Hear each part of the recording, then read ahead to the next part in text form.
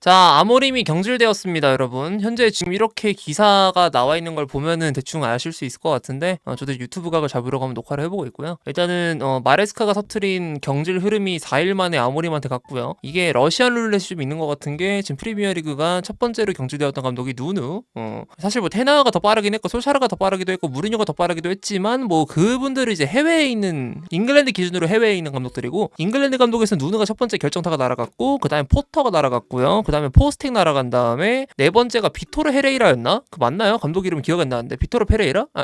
그 울브스 감독. 그리고 이제 다섯 번째가 마레스카. 뭐 그 사이에 슬롯 경질설도 있었고, 그리고 아모린 경질설도 한 번 있었고요. 또 프랭크도 한 번 있었고, 그리고 이제 리즈 감독도 한 번 그 얘기가 있었는데 경질이 안 됐고요. 그 다음에 마레스카가 경질되고 나서 아모림. 그 다음에 또 이게 총구가 돌아갈 수 있는 게 슬롯하고 프랭크 그리고 누누가 한 번 더 다시 경질될 수 있는 상황이 나올 수 있습니다. 누누 같은 경우는 지금 현재 성적이 좋지 않기 때문에 그럴 수 있고요.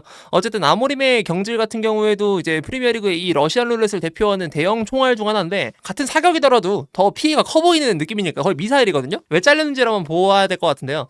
일단은 가장 키워드로 나와 있는 것처럼 제일 위에 구단한테 지원받지 못한 아모림, 사무엘 러커스트 그리고 이제 파브리즈 로마노 싹 다 이 소리를 하는데 여름부터 겨울까지 영인셀 픽도 갈렸고 제대로 지원받지 못했다. 이에 대한 불만이 쌓여있다가 터진 것으로 보임. 첼시랑 굉장히 비슷하죠. 경질 타일맨 같은 게 전체적으로 왜 비슷하냐고 하냐면 아모림이 만족해왔던 선수단의 특정 포지션, 그러니까 스트라이커랑 마레스카가 만족해왔던 특정 포지션, 선수단, 즉 센터백과 윙어 위쪽 이런 식으로 의견이 갈리면서 내부 쪽에서 계속 다툼이 있었던 거죠. 그래서 마레스카랑 여기서 유사성이 있고 그 다음에 메뉴가 마레스카가 잘린 그 건처럼 잘렸던 원인처럼 마침 트집을 잡은 듯한 느낌이 또 어디가 있는 게 트집이라고 하기는 뭐 이렇게 불만이라고 뭐 말할 수 있긴 하지만 아모림이 특정 선수를 한번 공개적인 자리에서 비판을 했던 적이 있어요. 그 마이누한테 그렇게 말을 했었나? 마레스카도 토신한테 그 말을 했다가 이제 그게 문제가 돼가지고 경질 스택 중 하나가 그거였다고 했거든? 밝혀진 바로는 똑같은 거죠. 근데 마이누한테 나도 얘를 어떻게 하고 싶지만 삼선에 썼을 때 얘는 좋지 않아 뭐 이런 식으로 발언을 했던 걸로 기억해요. 그리고 뭐 아마스에 관해서도 발언을 했던 걸로 기억을 하고, 그러니까 가르나처 발언이 아니라 이제 최근 몇 주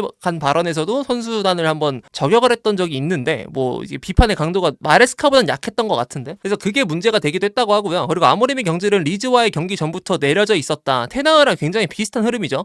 테나가 경질됐을 때도 이런 말이 있었는데, 금요일에 발생했던, 지난주 금요일이면은 이제 아마 우리나라 시각으로 토요일쯤 되겠죠? 뭐 저녁에 회의를 한다고 가정을 했을 때는 아마 토요일 새벽쯤이 될 거고, 금요일에 발생한 윌콕스라는 디렉터, 그러니까 댄 애쉬워스 다음에 이제 윌콕스라는 사람하고 지금 일을 하고 있는 게 메뉴인데, 이 사람이 이제 아모림과 회의를 가져가다가 충돌이 있었다. 거기서 결정타가 날아갔다. 리즈전 전부터 이미 목숨이 날아간 상태였다. 이미 구속이 들어가고 있었다. 라고 이제 해석을 할 수 있을 것 같고, 그래가지고 온스테인의 기사대로 감독 측에서 경질이 됐고, 이제 보상금 같은 경우에는 계약금이 전액을 지급해야 된다고 합니다. 첼시의 마레스카 경질권하고 뭐 해임권 아니면 뭐 사임권하고 좀 차이가 있는 거는 이런 게 있는 게, 마레스카는 이제 계약금을 상당 부분을 포기하고 나갔어요. 그리고 애초에 그 경질에 들어가는 금액도 극소액이었고 조항이 있었기 때문에 안전장치가 있었다고 했죠. 그런 것처럼 첼시는 금액이 조금 덜 나가는 반면 온스테인 기사대로 메뉴 같은 경우에는 지금 아모림에게 계약금 전액을 지급해야 된다. 뭐 계약 해지 시에 금액을 감액할 수 있는 조항이 존재하지 않았다. 첼시는 저게 있었죠. 그래서 이제 비용적인 측면에서는 아모림의 경질이 조금 더 아무래도 그 값이 더 나간 느낌이고요. 그리고 이제 예전에 댄 애쉬워스가 뭐 사우스게이트를 한번 추천했던 사람이라고는 해서 뭐 그렇게 엄청 이 사람의 눈깔이 잘났다라고는 말은 못해요. 저 디렉터가, 그러니까 윌콕스 이전에 메뉴 디렉터가. 근데 댄 애쉬워스가 아모림의 메뉴에 맞지 않다고 생각을 해서 선임을 반대했었다고 합니다. 근데 이거 때문에 이유가 돼가지고 사우스게이트를 추천했다가 그 다음에 이네오스한테 해고를 당했어요. 그래서 이거를 한번 뜯어보면은 멜리사 레디라는 리버풀적 소식통 여성 기자죠. 이분이 메뉴에 관해서 비판하는 글을 트윗을 좀 길게 썼는데, 요약을 하자면 이런 내용이에요. 이네오스는 신뢰하지도 않는 테나우에게 2억 파운드를 써놓고 경질. 뭐 어떻게 하면은 2억 파운드라는 카운트가 나온지 모르겠다만 나는 2억 파운드까지는 아니었던 것 같은데, 어쨌든 테나우한테 2억 파운드를 써놓고 테나우를 경질했어. 이거는 또 첼시랑 유사점이 언제가 있냐면, 투엘 자를 거였으면 그렇게 하면 안 됐다라고 제가 말을 많이 했었죠. 그런 것처럼 그 당시에 돈 진짜 많이 써놓고 경질시켰던 거.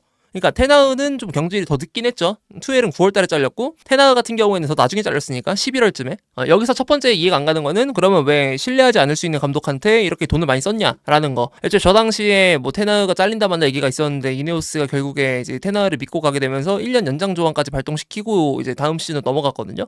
그래서 2년 계약이 좀 남은 상태에서 경질이 되었던 게 테나우였고, 그리고 아모림을 데려올 때에 관해서는 또 애쉬워스라는 디렉터가 우려점들, 야 이거 3백 가동시키려면은 얘가 우리가 지금 추구하는 축구의 수준이 너무 높아서 이거 선수 퀄리티 엄청 좋아야 된다. 돈 많이 들어간다. 게다가 이 사람 지금 다른 전술을 쓰는 것보다 3-4-3을 썼을 때 포텐이 확실하기 때문에 이거 메뉴가 지금 취하기에는 지금 스쿼드가 너무 안 맞기도 하고 큰일 난다. 이 말을 했다가 이제 해고를 시켰다고 해요. 이제 멜리사레디라는 기자는 그에 관해서 너무 이해가 안 된다. 왜 이따구로 이렇게 운영을 하냐라고 이렇게 말을 한 거고. 구단은 아모림을 믿는 척을 했지만 실상을 보면 의견이 달랐고, 실상을 보면 의견이 달랐고는 뭔 말이냐? 아까 말했던 것처럼 구단한테 지원을 받지 못했다. 뭐 영입생의 픽도 달랐다. 아모림 같은 경우에는 뭐 베테랑 스트라이커를 원했지만 세슈코를 데려온 것에 관해서 조금 불만을 표현했다.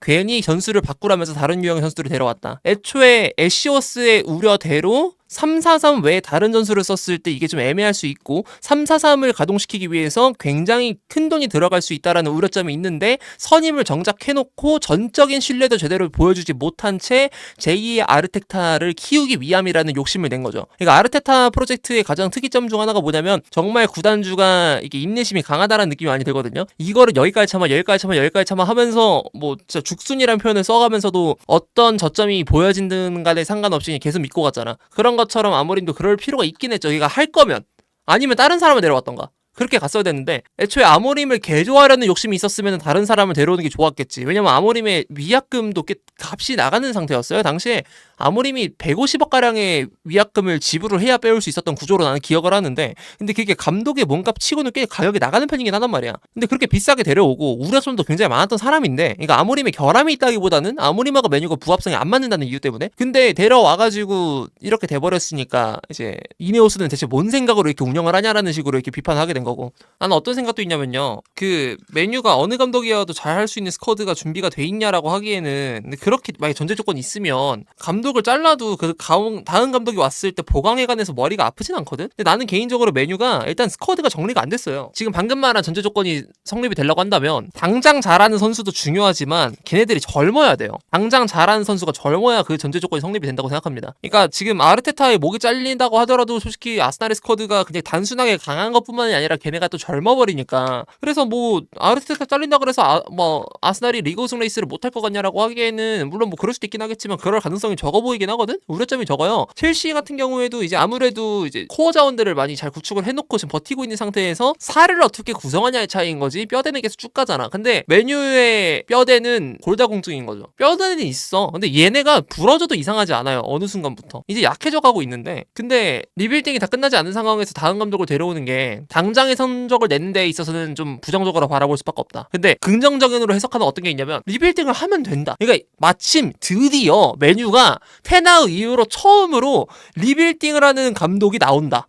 리빌딩을 추진할 수 있는 사람이 있다는 거. 이게 항상 따로 놀았거든요. 리빌딩 하는 거랑 뭐 밀어주려는 감독이랑 이게 다르게 흘러갔잖아. 근데 드디어 메뉴가 테나우 이후로 리빌딩을 주도할 수 있는 기회가 생겼다는 거. 이게 그나마 긍정적인 거. 근데 사실 그건 있어요. 그러면 이게 새 감독이 와서 리빌딩을 주도할 수 있게 된 거냐? 그게 한정된 상황이냐? 라고 하기에는 아모림이 있었어도 똑같이 리빌딩은 가능했다. 그래서 이게 감독을 잘라야 됐다라는 그 판단이 서는 결론이 조금 약간 이해가 안 되는 부분이 그것도 있다. 리빌딩을 하기 위해서 는 감독을 잘라야 된다? 라는 게 뭐 어떻게 보면 정답일 수도 있긴 하지만 지금 제대로 된 스쿼드 구축이 안 된 상황에서 성적을 내는 게 더 이상한 걸 수도 있거든요? 일단 아모림의 위약금으로는 대충 추론되는 게 연봉이 120억쯤 하고 그 다음에 이제 위약금이 또 따로 있나 봐요. 그럼 이제 한 200억대 정도의 금액이 아마 들어갈 것 같거든? 연봉 130억이라고 카운트하는 게 맞겠다. 어쨌든 뭐 그쯤 될 것 같거든요. 근데 거기에 더불어서 지금 일단 메뉴가 취하고 있는 움직임은 어떻게 되냐? 일단 플래처를 임시 감독으로 넣고요. 버틴 다음에 그 다음에 여름에 이제 새 감독들을 데려오는 식으로 할 것 같아요. 그럼 이제 제2의 테나를 보는 거겠죠? 제2의 테나라는 게 뭐 놀리는 게 아니라 약간 그런 거지. 진짜 그냥 리빌딩 주도해줄 사람. 메뉴가 22년도에 여름에 데려오는 감독을 내정해놓고 그 다음에 임시 감독을 세웠던 것처럼 똑같은 구조로 흘러가겠죠. 그래서 이제 로마노의 기사대로 그렇게 흘러갈 것 같은데 자녀 시즌에 플래처가 어떻게 탱킹을 잘할지는 모르겠네. 이 탱킹이라는 게 야구에서 말하는 탱킹이 아니라 그냥 말 그대로 버티는 거 그냥. 근데 최근에 플래처가 본인의 아들들이 또 그게 있어요.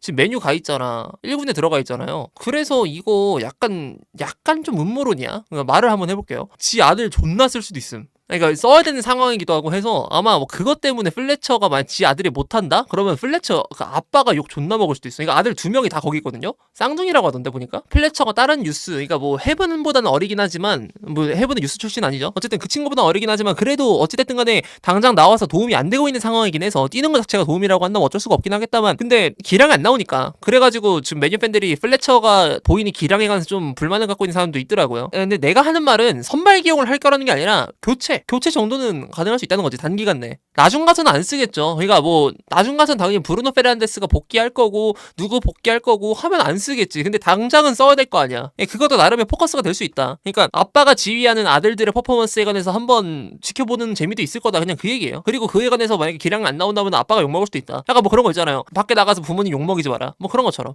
당연히 주전으로도 안 쓰겠지. 정신 나갔다고 그렇게 주전으로 쓰겠습니까? 만약에 플래처가 지 아들 주전으로 쓰면은 그건 상놈이고요. 그건 하면 안 되는 짓이고. 기량도 안 나오는데 자기 아들 쓰는 거는 말도 안 되잖아. 너무 억바야. 첼시가 옛날에 메이스 마운트에 관해서 이 새끼 램파드 양아들이다 라고 드립했었는데 이건 진짜 친아들이니까. 근데 아모림도 진짜 할 말도 없긴 해. 맞는 말이에요. 진짜 약간 그 생각이 들어. 잘릴만 했다.